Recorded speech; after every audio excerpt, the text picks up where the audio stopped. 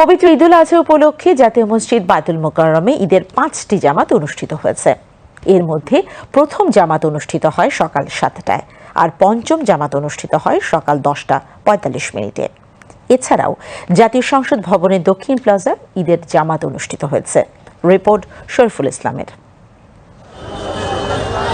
পবিত্র ঈদুল আজহা উপলক্ষে জাতীয় মসজিদ বায়তুল মোকাররমে ঈদের 5টি জামাত অনুষ্ঠিত হয়েছে। প্রথম জামাত অনুষ্ঠিত হয় সকাল 7টায়। এতে ইমামতি করেন হাফেজ মাওলানা মুফতি মোহাম্মদ মিজানুর রহমান। এছাড়াও দ্বিতীয়, তৃতীয়, চতুর্থ ও পঞ্চম জামাত অনুষ্ঠিত হয় যথাক্রমে সকাল 8টায়, সকাল 9টায়, সকাল 10টায় ও সকাল 10:45। ঈদ জামাতে অংশ নিতে রাজধানীর বিভিন্ন এলাকা থেকে আসা ধর্মপ্রাণ মুসল্লিদের ঢল নামে জাতীয় মসজিদ বায়তুল মোকাররমে।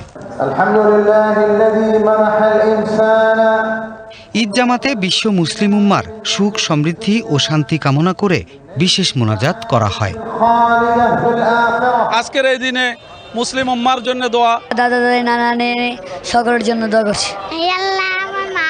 তুমি সুস্থ কইরা দাও, তুমি দাদা নানারে সুস্থ কইরা দাও, তুমি সবাইরে সুস্থ কইরা দাও। মা বাবা ভাই বোন সবার জন্য দোয়া করেছি। আমাদের হলো মন পরিষ্কার করে উদার হয়ে পাশের গরিব মিসকিন যারা আছে প্রতিবেশী সবার প্রতি আমরা উদারতা দেখাতে হবে। আমাদের ভেতরের পশুকেও যাতে আমরা কোরবানি করে এবং মুসলিম যে জাতি, আমরা জাতি ঐক্যবদ্ধভাবে এবং উম্মার যেটি ভালো হয় সেই ভালো দিকে যেতে হবে। এদিকে জাতীয় সংসদ ভবনের দক্ষিণ প্লাজায় সকাল 7:30টায় ঈদের জামাত অনুষ্ঠিত হয়েছে। Deputy speaker barrister Kaiser Kamal, সংসদ সদস্যবৃন্দ, সংসদ সচিবালয়ের কর্মকর্তা কর্মচারী ও স্থানীয় মুসল্লিরা ঈদ জামাতে শরিক হন। পরে বিশ্ব মুসলিম উম্মার সুখ, সমৃদ্ধি ও শান্তি কামনা করে বিশেষ দোয়া ও মোনাজাত করা হয়।